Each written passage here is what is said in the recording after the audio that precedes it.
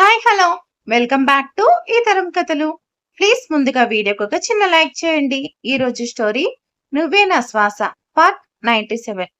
కథను రచించిన వారు అనురాధ గారు, వాయిస్ ఓవర్ శ్వేత. ఇక లేట్ చేయకుండా కథలోకి వెళ్ళిపోదాం. అందులో అంజలి అక్కడికి వచ్చింది. ఆమె వెనక లోకేష్ లోపలికి వచ్చి అక్కడ ఉన్న మందు సెట్టింగ్ అంతా క్లీన్ చేసి తీసుకువెళ్ళాడు. అంజలి కోపంగా చూస్తూ, ఏంటండి మీరు చేస్తున్న పనులు? హా చి, ఆఫీస్లో డ్రింక్ చేయాలని చూస్తారా? ఓ నో, ఎంత దారుణం అని అరిచింది అంజలి.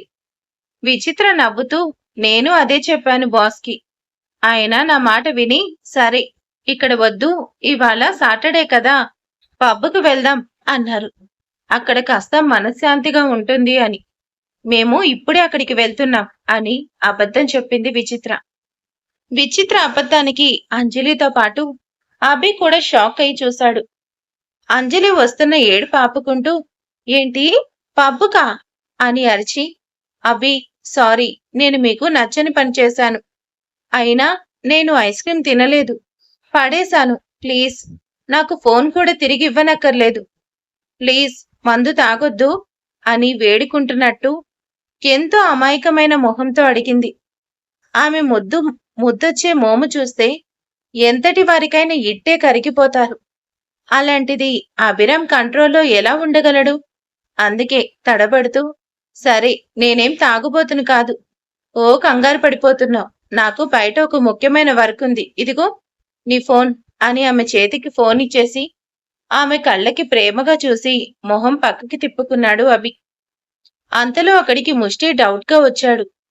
ఏం గొడవ జరిగిందో అని అతన్ని చూసి అభి చిన్నగా నిట్టూర్చి, అరే ముష్టి, నువ్వు అంజలి ఇంటికి వెళ్ళండి, నాకు బయట ఒక వర్క్ ఉంది, చూసుకొనొస్తాను అని విచిత్ర వైపు చూశాడు. ఆమె ఓకే బాస్ అని అతని వెనకే కదిలింది. అంజలి భయపడిపోతూ అతనికి అడ్డంగా వచ్చి, అభి ప్లీజ్, సారీ చెప్పానుగా, అసలు నాకు ఫోన్ అవసరమే లేదు అన్నాగా, వెళ్ళకు ప్లీజ్, నాకు తెలుసు నువ్వేదో ఫ్రస్ట్రేషన్లో ఉన్నావని. రిలాక్స్ కోసం ఈ మోడ్రన్ మోనాలిసాతో పబ్బుకు వెళ్ళాలనుకుంటున్నావు అని. కాని వద్దు, మంచిది కాదు అని వేడుకుంది అంజలి. అని రిక్వెస్ట్ చేసింది. అరే అంజలి, నేను పబ్బుకు వెళ్ళడం లేదు. విచిత్ర జోక్ చేసింది అంతే. నాకు బయట వర్క్ ఉంది, ఒకరిని మీట్ అవ్వాలి, అందుకే వెళ్తున్నా అంతే అన్నాడు. అంజలి చిన్నపిల్లలా మారం చేస్తూ, ఏం కాదు, నువ్వు పబ్కే వెళ్తున్నావు, నాకు తెలుసు. లేదు అంటే నన్ను కూడా నీతో తీసుకువెళ్ళు అని మొండి చేసింది. అభి కంగారు పడుతూ, నీకు నాతో రావాల్సిన అవసరం లేదు, అనవసరంగా స్ట్రెయిన్ అవ్వకు. నువ్విప్పుడు నా సెక్రటరీ కూడా కాదు, మరెందుకు అల్లరి చేస్తున్నావు అని కాస్త కోపంగా చెప్పి, ముష్టి తను జాగ్రత్త అన్నట్టు అతనికి సైగ చేసి ముందుకు గబగబా వెళ్ళిపోయాడు. అతనికి అలా మాట్లాడడం తప్పలేదు, కాని అతని మాటలు అంజలి మనసుని గాయపరిచాయి. విచిత్ర అంజలిని కావాలని ఏడిపిస్తూ కళ్ళెగరేసింది. ఇద్దరం షికారికి వెళ్తున్నాం అని ఆమెకు మాత్రమే వినిపించేలా చెప్పి అభిరామ్ వెనక వెళ్లిపోయింది. అంజలి ఆమె వైపు కోపంగా చూసి, దొంగమొహమా అనుకొని తిట్టుకుంది. వాళ్ళిద్దరూ ఎక్కడికి వెళ్తున్నారో ముష్టికి కూడా అర్థం కాలేదు. కాని అంజలిని ఉడికించడానికి అనుకొని బయటపడకుండా, ఓకే సిస్టర్, ఇంటికి వెళ్దామా అన్నాడు. అంజలి ఏడుపు మొహం పెట్టుకొని, అన్నయ్య చూసావా, నేను సారీ చెప్పాక కూడా ఇద్దరు ఎలా వెళ్ళిపోయారో? నాకు కోపం వస్తుంది. అసలు అభిరామ్ మందు తాగాలని ఎలా అనుకుంటున్నారు? అసలు తప్పు తనది. నా ఫోన్ లాక్కొని తిట్టింది చాలక ఇలా నన్ను ఏడిపిస్తున్నారు. ఇప్పుడు మనం ఇంటికి వెళ్ళొద్దు, మనం కూడా అలా షికారుకు వెళ్ళి ఇంటికి ఆలస్యంగా వెళ్దాం అని అడిగింది అంజలి. ఆమె అలా చిన్నపిల్లలు అడిగేసరికి ముష్టి కాదనలేక సరే అని చెప్పి ఆమెను కారెక్కించుకుని ముందు కదిలాడు. అభిరామ్ హాస్పిటల్కి చేరుకున్నాడు. అక్కడ డాక్టర్ వెంకట్ని కలిసి అతనితో పాటు విశ్వనాథ్ గారిని మీట్ అయ్యి తన ప్రాబ్లం అంతా చెప్పాడు. ఆయన కొన్ని టెస్టులు చేసి మెడిసిన్ రాశారు. ఇంకా ఎలక్ట్రిక్ ట్రీట్మెంట్ అవసరం లేదు, జరిగింది మెల్లిగా గుర్తొచ్చేస్తుంది అని భరోసా ఇచ్చి పంపించారు. డాక్టర్తో మాట్లాడి బయటకొచ్చిన అభిరామ్ తన పక్కనే ఉన్న విచిత్ర వైపు చూసి, నాకు ఏదో దిగులుగా ఉంది సిస్టర్. అంజలి నాతో వస్తాను అంటే వద్దు అని ఏడిపించొచ్చాను. ఏడిపించొచ్చానేమో అనిపిస్తుంది. తను అడిగింది ఏదైనా కాని నేను కాదు అనలేదు. కాని ఇప్పుడు పరిస్థితి అలా వచ్చింది. ఇంటికి త్వరగా వెళ్లి అంజలికి సారీ చెప్పాలి అని మాట్లాడుతూ ముందుకు నడుస్తూ అతని చూపు ఒక చోట పడింది. అతనికి ఎదురుగా కొంత దూరంలో ఒక ఆమె నిర్లక్ష్యంగా ఫ్లోర్కి అటువైపుగా అంటే ఎడ్జ్ వైపుకి నడుస్తూ కనిపించింది. ఆవిడ నడక సరిగ్గా లేదు. ఆమె పక్కన ఎవరూ లేరు. అభిరామ్కేదో సందేహం కలిగింది. ఏంటి ఆవిడ అలా నడుస్తుంది? స్లిప్ అయితే ఓ చాలా ప్రమాదం అని విచిత్ర ఇక్కడే కూర్చో, ఇప్పుడే వస్తా అంటూ అటుగా వెళ్ళాడు. విచిత్రకి అభి కంగారు ఎందుకు అర్థం కాలేదు. ఆమె వైపు చూస్తూ నిల్చుంది. అభి పరుగు పెడుతూ ఆవిడ వైపు వెళ్ళాడు. ఆమె ఇంకో అడుగు వేస్తే పక్కకి తొలిగి 6 అంతస్తుల మీద నుంచి కింద పడిపోయే అవకాశం ఉంది. అభి ఎంతో కంగారుగా అమ్మా చూసుకోండి పడిపోతారు అని అరిచి ఆవిడ్ని పట్టుకున్నారు. ఆవిడ ఒక్కసారిగా వెనక్కి తిరిగి అభిరామ్ వైపు చూసి ఏదో భ్రాంతికి లోనై గట్టిగా అరిచి స్పృహ కోల్పోయింది. ఆవిడలా తనని చూసి అరవడం, ఇంకా స్పృహ లేకుండా పడిపోవడం అభికి కంగారు కలిగించింది. ఆవిడ్ని చూడ్డానికి 40 ఏళ్లు పైగా ఉన్నాయేమో ఉంది. కాటన్ చీర కట్టుకుని సగం నెరిసిన జుట్టు, నీరసించిపోయి ఉన్నట్టుగా ఆమె శరీరం, ఎంతో అమాయకమైన రూపంతో అతని మనసుని కదిలించే విధంగా ఉందామె. అభి ఆవిడ్ని అయోమయంగా చూస్తూ ఉన్నాడు. అంతలో అక్కడి దృశ్యం చూసి విచిత్ర పరుగు తీసి అటుగా వచ్చింది. అలాగే కొంతమంది అభిరామ్ చుట్టూ చేరారు. వాళ్లలో ఒక ఆయన 70 సంవత్సరాల వయసు గల పెద్ద ఆయన కంగారు పడుతూ అమ్మా ఏమైందమ్మా అంటూ ఆవిడ్ని పట్టుకున్నాడు. అభి అతని వైపు చూసి పెద్దాయనా ఎవరివిడా, ఎందుకు నన్ను చూసి అరిచి పడిపోయారు అని కంగారుగా అడిగాడు అభి. అంతలో అక్కడికి వెంకట్ కూడా పరుగు పెడుతూ వాట్ హ్యాపెండ్ అంటూ వచ్చాడు. ఆ పెద్దాయన బాధపడుతూ బాబూ ఈమె నా కూతురు, మతి స్థిమితం సరిగ్గా లేదు. మందుల కోసం ఆమెను ఇక్కడ కూర్చోపెట్టి పక్కకు వెళ్ళాను. ఇంతలో ఈ ప్రమాదం జరిగింది అని కన్నీళ్లు పెట్టుకుంటూ చెప్పాడు. అభిరామ్ మనసంతా బరువుగా మారింది. ఏదో తెలియని బంధం అతని గుండెని పిండేసింది.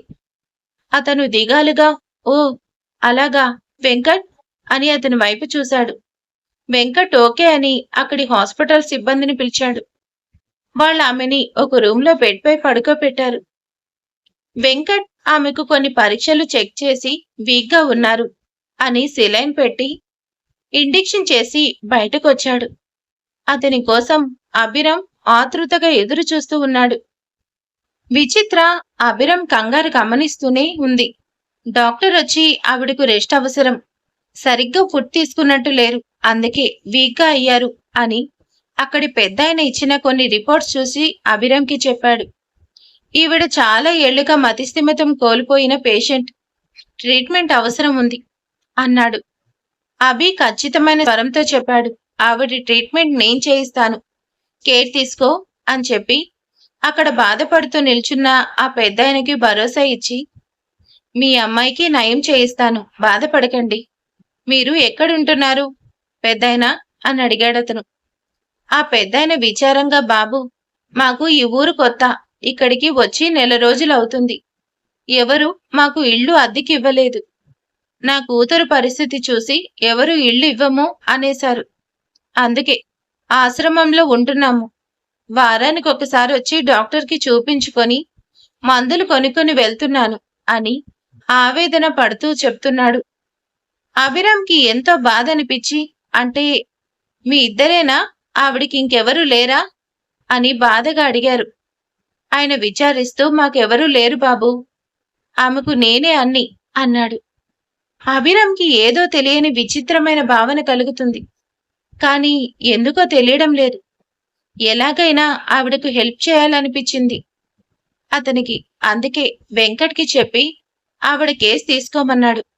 నువ్వు ట్రీట్మెంట్ చెయ్యి, ఖర్చు ఎంతైనా పర్వాలేదు, ఆవిడ్ని చూస్తే జాలేస్తుంది అన్నాడు అభి. వెంకట్ అర్థం చేసుకుని ఓకే మిస్టర్ అభిరామ్, నేను చూసుకుంటా అన్నాడతను. ఆ పెద్దాయన అభిరామ్ వైపు బాధగా చూసి బాబూ నువ్వు దేవుడివి. నాకెంతో మేలు చేస్తున్నావు అన్నాడు. అభి నవ్వుతూ, మరీ నన్ను దేవుడితో పోల్చకండి. మీరు ఉండేందుకు కూడా ఏర్పాటు చేస్తాను. బాధపడకండి అని చెప్పి విచిత్ర వైపు చూసి ఒక అడ్రస్ చెప్పి అక్కడ వీళ్లను చేర్పించి అన్ని వసతులు కల్పించాలి అన్నాడు. ఆమె సరే అని నవ్వుతూ అభిరామ్ గొప్ప మనసుకి మెచ్చుకుంది విచిత్ర. ఆ పెద్దాయన వైపు అభి చూసి చూడండి పెద్దాయన, ఈ హాస్పిటల్కి దగ్గరలోనే నా ఫామ్ హౌస్ ఉంది. అక్కడ చాలా ప్రశాంతంగా ఉంటుంది. పేషెంట్కి మంచిగా అనిపిస్తుంది. ప్రస్తుతం అక్కడ ఒక వాచ్మెన్ అతని ఫ్యామిలీ కాపలా ఉంటున్నారు.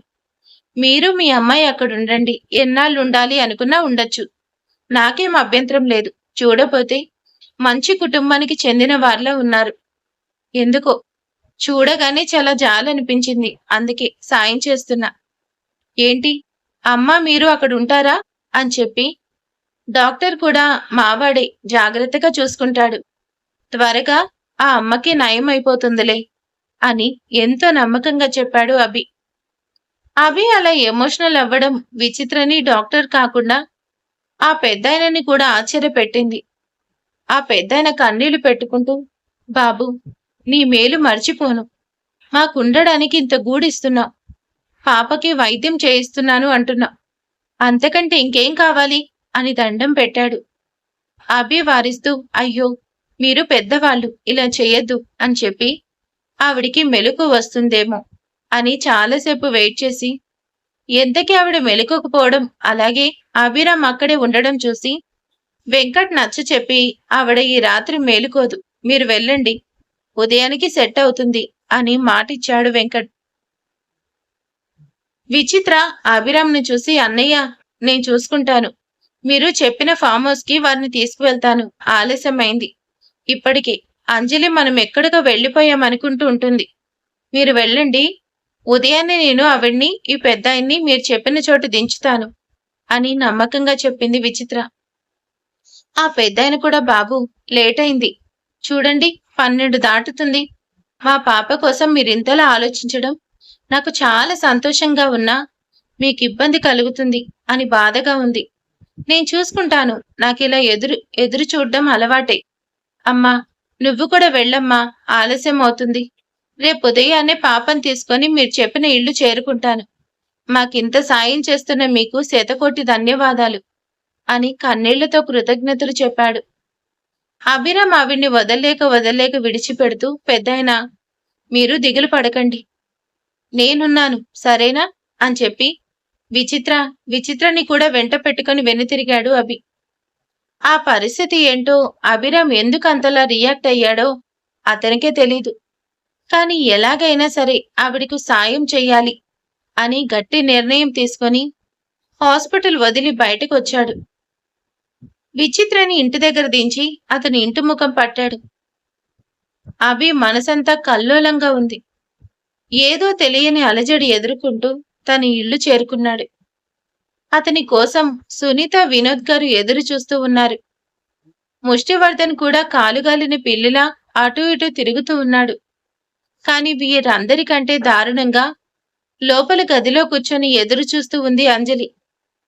ఆమెకు అభిరామ్ విచిత్రతో షికారుకి వెళ్ళాడు అని ఎంతో కోపంగా, ఇంకా చెప్పలేని బాధగా ఉంది. అందుకే అతను వచ్చి సారీ చెప్పే వరకు ఏమీ తినకూడదని స్ట్రైక్ చేస్తూ కూర్చుంది. ఆమె ఉన్న పరిస్థితుల్లో ఎవరైనా అలాగే బిహేవ్ చేస్తారు మరి.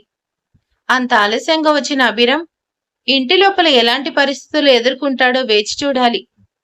తాను సాయం చెయ్యాలనుకున్న ఆవిడతో అతనికి ఉన్న బంధం ఏంటో, అభిరామ్ ఆవిడ్ని అమ్మ అని అతనికి తెలియకుండానే ఎందుకు పిలిచాడు, ఆ దైవం అతనితో ఏ మాట ఆడబోతుందో తెలియాలి అంటే కాస్త వేచి చూడాలి.